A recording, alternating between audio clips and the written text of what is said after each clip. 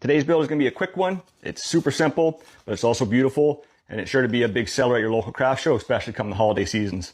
It's got a nice little see-through look here on the side that's angled, so it changes the look of the piece depending on where you're looking at it from. So like I said, it's a great piece, always grabs people's attention. But first I need to take a second and just say thank you. Thank you to the viewers for watching this. I'm absolutely blown away with the amount of support that I've had in the few short months of doing this channel. It really keeps me motivated to keep making these videos and put stuff out there. I also like to get to know you a little better, so leave something in the comments. Just say hi, tell me where you're from, recommend a coffee, anything to start the conversation. All right, let's get to the build.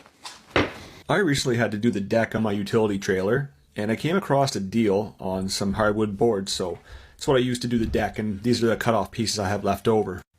They're maple, and I always found maple goes well with walnut, so I grabbed a leftover scrap piece of walnut I had from under my bench, and I'm obviously going to have to join these. There's quite a bend in this, and I got to make sure that all the joints are nice and flat where I'm going to glue them together.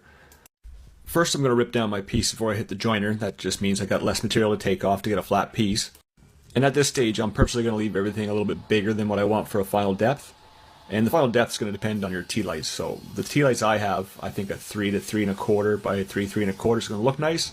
So right now I'm just going to rip everything down to about 3 1/2.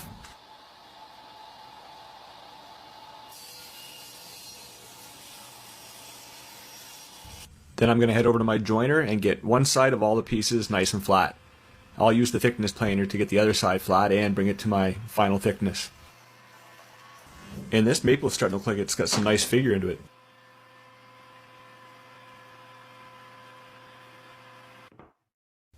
And now that I got all faces that are going to be glued nice and flat, I'm going to glue it up using my handy dandy little glue spreader here, and I'm going to leave it overnight.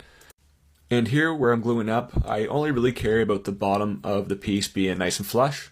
The rest I'm going to kind of square up on my table saw and the planer.